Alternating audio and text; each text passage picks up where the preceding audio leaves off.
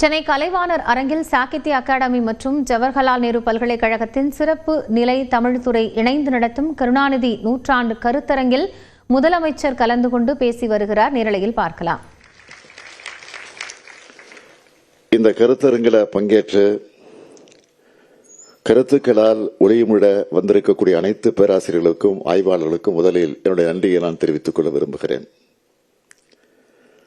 தலைவர் கலைஞருடைய மேடை உரைகள் இலக்கியத்தினுடைய மறுமுகம். தலைவர் கலைஞருடைய சட்டமன்ற உரைகள் சட்டமன்ற மாண்புக்கு இலக்கணம். அவர் நடத்தியிருக்கக்கூடிய விவாதங்கள் அழகான ஆழமான கருத்து மோதல்கள். தன்னுடைய வாழ்நாளில் 80 ஆண்டுகளை பொது வாழ்க்கைக்கு ஒப்படைச்ச மாபெரும் தலைவர் அவர். அவர் நடத்தின போராட்டங்களும் பெற்ற வெற்றிகளும் இந்திய சமூகத்தை உணர நினைக்கிற எல்லாருக்குமான படிப்பினைகளாக அமைந்திருக்கிறது. தென்றலை தீண்டியதில்லை, ஆனால் தீயை தாண்டி இருக்கிறேன்னு அனுபவபூர்வமா சொன்னாரு நம்முடைய தலைவர் கலைஞர் அவர்கள். அவருடைய வாழ்வையே தமிழ் சமூகத்தோடு உயர்வுக்காக மேம்பாட்டுக்காக அர்ப்பணிச்ச காரணத்தால் தான் 5 முறை தமிழ்நாட்டினுடைய முதலமைச்சரா, 50 ஆண்டுகள் தமிழர்களுக்கான இயக்கத்தினுடைய தலைவரா அவரால் இருக்க முடிந்திருக்கிறது. தொட்ட துறைகள் எல்லாத்திலையும் கோலோச்சன தலைவர் தான் நம்முடைய தலைவர் கலைஞர் அவர்கள். இலக்கியத்தை தான் இளைப்பாறும் நிழலா அவர் கருதினார். அதனால்தான் எனது செங்கோலை யார் பறித்து விடலாம், ஆனால் எனது எழுதுகோலை யாராலும் பறிக்க முடியாதுன்னு சொன்னார் தலைவர் கலைஞர் அவர்கள். இலக்கியத்தின் வழி இந்தியர்கள் அனைவரையும் ஒன்றாக இணைக்கும் மகத்தான பணியினை சாகித்ய அகாடமி செய்து வருகிறது. ஒருவருடைய இலக்கிய தகுதி என்பதற்கு சாகித்ய அகாடமியினுடைய அளவுகோல் என்னும் அளவுக்கு புகழோடு செயல்பட்டு வருது. எழுத்தாளர்களையும் மொழிபெயர்ப்பாளர்களையும் ஊக்குவிக்கக்கூடிய சாகித்ய அகாடமியுடைய பணி மகத்தானது, போற்றுதலுக்குரியது. அவர்கள் கலைஞருடைய நூற்றாண்டு விழாவை JNUவோடு இணைந்து இங்கு கொண்டாடுவது சிறப்புக்குரிய ஒன்றாக அமைந்திருக்கிறது. இந்தியாவில் எத்தனையோ பல்கலைக்கழகங்கள் இருந்தாலும் JNUவுக்கு என்று தனி குணம் உண்டு. கருத்தாழமிக்க உரையாடல்களுக்கு இடமாக உள்ள JNUவில் வெளிவர ஆய்வுகள் உலக அளவில் பேசப்படுது. அதனால்தான் உலக அளவிலான பல்வேறு பல்கலைக்கழகங்கள் JNUவோட இணைந்து பணியாற்ற விரும்புகின்றன. அதனால்தான் முத்தமிழறிஞர் தலைவர் கலைஞர் அவர்கள் JNUவில் தமிழுக்கு ஒரு தனி இருக்கை இருக்குன்னு விரும்பி அதை செயல்படுத்தி காட்டினார். 15 ஆண்டுகள் கழிச்சு இன்னைக்கு அந்த இருக்கைய தனி துறையா வளர்க்கிற வாய்ப்பு எனக்கு கிடைச்சது. அந்த வகையில தமிழ் இலக்கியவியல் என்ற தனித்துறையை உருவாக்க 5 கோடியே 30 லட்சம் ரூபாய் வழங்கணும். JNUவோட பன்னோக்கு கலையரங்கத்துக்கு அருகே உலக பொதுமுறை தந்த ஐயன் திருவள்ளுவருடைய சிலையை நிறுவ நடவடிக்கை மேற்கொள்ளப்பட்டு வருது. சாகித்ய அகாடமியும் JNUவும் இணைந்து நடத்துகிற இந்த விழா மூலமா தலைவர் கலைஞர் அவர்கள் இந்திய இலக்கிய முகமாக அங்கீகரிக்கப்படும் நாளாக இது அமைஞ்சிருக்கு. இந்த நேரத்தில் இங்கே ஒன்று செய்தியை நான் குறிப்பிட விரும்புகிறேன். இந்திய உலகில் பரவலாக அறியப்படும் செய்திதான் என்றாலும் அதை இந்த இடத்துல பதிவு செய்ய வேண்டியது அவசியம் என்பதால் சொல்லுகிறேன்.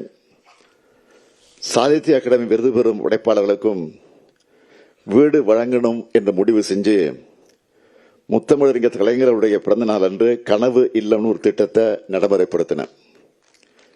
இந்த திட்டத்தில் 15 அறிஞர்களுக்கு தமிழ்நாடு அரசு கனவு இல்லம் வழங்கியிருக்கு. பரிசு தொகை 1 லட்சம்னா வீட்டோட மதிப்பு மட்டும் சுமார் 1 கோடி ரூபாய்க்கு மேல. அதுவும் அந்த வீட்டுக்கான பத்திர செலவு முதலானவற்றையும் தமிழ்நாடு அரசே இருக்குது. கனவு இல்லம் திட்டத்தினுடைய நீட்சியா சாகித்ய அகாடமி மொழிபெயர்ப்பாளர் விருது பெற்றவர்களும் கனவு இல்லம் வழங்கப்படும் அறிவிக்கப்பட்டு இதுவரை 10 மொழிபெயர்ப்பாளர்களுக்கு கனவு இல்லம் வழங்கப்பட்டிருக்கு என்பதை மகிழ்ச்சியோடு நான் தெரிவித்துக் கொள்ள விரும்புகிறேன். இந்தியாவில் எந்த மாநிலத்திலும் இப்படிப்பட்ட திட்டம் இல்லைன்னு சொல்லத்தக்க வகையில் இதனை நாம் செயல்படுத்தி இருக்கிறோம். இதுக்கெல்லாம் ஒரே நோக்கம், படைப்பாளிகளை அவங்க வாடுகிற காலத்திலே போற்றணும் என்பதுதான். எழுத்தாளரை போற்ற சமூகம்தான் உயர்ந்த சமூகமாக இருக்க முடியும்.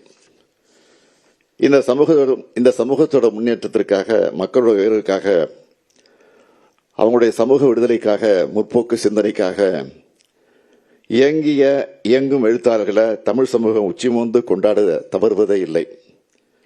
அந்த வழியில்தான் தலைவர் கலைஞர் அவர்களும் தமிழ் இலக்கியவாதியாக இருந்து சிறப்பான படைப்புகளை கொடுத்தது மட்டுமில்லாமல் சிறப்பான படைப்பாளிகள் அனைவரையும் அங்கீகரித்தார், அரவணைச்சார். அதுதான் அவருடைய தனிச்சிறப்பு.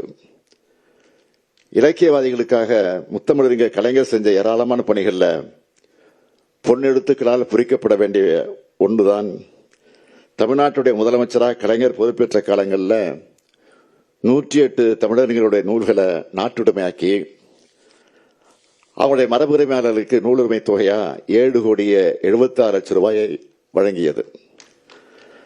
அத்தகைய தலைவர் கலைஞருடைய அடியொற்றி நான் முதலமைச்சராக பொறுப்பேற்றது முதல் இந்த 4 ஆண்டுகளில் 36 தமிழறிஞர்களுடைய நூல்களை நாட்டுடைமையாக்கப்பட்டு நூலுரிமை தொகையா 4,25,00,000 ரூபாய் வழங்கப்பட்டிருக்கு. அது மட்டுமல்ல, தன்னையே தமிழ்நாட்டுக்கு ஒப்படைத்த தலைவர் கலைஞர் அவர்கள் அனைத்து படைப்புகளும் நூலுரிமை தொகை ஏதுமின்றி நாட்டுடைமை ஆக்கப்பட்டிருக்கு. 75 திரைப்படங்களுக்கு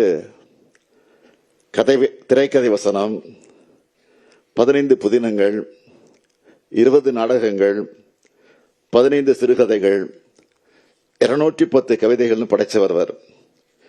இலக்கியத்துறையில் மட்டுமல்ல, அரசியலையும் கழக உடன்பிறப்புகளுக்கு 7,000க்கும் மேற்பட்ட கடிதங்கள், கரிகாலன் என்ற பெயரில் கேள்வி பதில், தான் நடத்திய இதழ்களை எண்ணற்ற தலையங்கங்கள், தன்னுடைய வாழ்க்கை வரலாற்று 6 பாகங்களாக எழுதிய நெஞ்சுக்கு நிதின்னு எழுதுனதோடு கலைஞரின் படைப்புகள் 178 நூல்களாக வெளிவந்திருக்கு. இதெல்லாம் மட்டுமில்லாமல் ஏறத்தாழ 7 லட்சம் பக்கங்களும் அந்த புத்தகத்தில் அடங்கியிருக்கிறது. இது அத்தனையும் ஒருத்தர் படித்து முடிக்கணும் என்றால் ஒரு ஆயுள் தேவைப்படும். கலிபோர்னியா பல்கலைக்கழக பேராசிரியர் ஜார்ஜ் ஆர்ட் அவர்கள் கலைஞர் போல அத்தனை படைப்புகள் எழுத வேறொருவர் முயன்றால் அதற்கு ஒரு பிறவி போதாதுன்னு சொன்னார். அத்தகைய அறிவு புதையல்தான் தலைவர் கலைஞர். கலைஞர் ஆட்சி என்பது தமிழாட்சி. அதனால்தான் தமிழுக்கு செம்மொழி தொகுதியை பெற்று தந்து செம்மொழி மாநாட்டையும் உலகம் பாராட்டக்கூடிய வகையில் நடத்தி காட்டினார். அவருடைய வழித்தடத்தில் நம்ம திராவிட மாடல் அரசும் மொழிக்காக வேறு எந்த மாநிலத்திலும் இல்லாத அளவுக்கு ஏராளமான திட்டங்களை உருவாக்கி செயல்படுத்தி தமிழாட்சியை நாம் நடத்தி வருகிறோம். தமிழாய்ந்த தமிழ் மகன்தான் தமிழ்நாட்டின் முதலமைச்சராக வருதல் வேண்டும் என்றார் புரட்சி கவிஞர் பாரதிதாசன் அவர்கள். ஆக அத்தகைய தலைவரான முத்தமிழறிஞர் கலைஞருடைய தமிழ் தொண்டினை அடுத்த தலைமுறைக்கும் கொண்டு சேர்க்க இந்த கருத்தரங்கம் பயன்படணும். கலைஞரின் புகழ் பாடுகிறதாக என்பது மட்டுமில்லாமல் கலைஞர் உருவாக்க விரும்பின சமத்துவ எண்ணமும் முற்போக்கு சிந்தனையும் கொண்ட சமுதாயத்தை உருவாக்க இது போன்ற கருத்தரங்கங்கள் பயன்படணும். தமிழ் சமூகத்தில் முத்தமிழறிஞர் கலைஞரை போன்ற படைப்பாளிகள் உருவாகணும். படைப்பாற்றல் பெற்றவர்கள் தொடர்ந்து தங்களுடைய படைப்பை எழுதி வழங்கணும். சிறந்த படைப்புகளை இதுபோன்ற அமைப்புகள் பாராட்டணும். படைப்பாளிகள் வாழ்கிற காலத்தில் அங்கீகாரம் பெறணும். இதைத்தான் தமிழ்நாடு அரசு செய்து கொண்டிருக்கிறது. சாகித்ய அகாடமி போன்ற அமைப்புகளும் இந்த பணியை தொய்வில்லாமல் தொடர வேண்டும் என்று கேட்டு விடைபெறுகிறேன். நன்றி, வணக்கம். மகன் தந்தைக்கு ஆற்றும் உதவி இவன் தந்தை எண்ணோற்றான் கொல் எனும்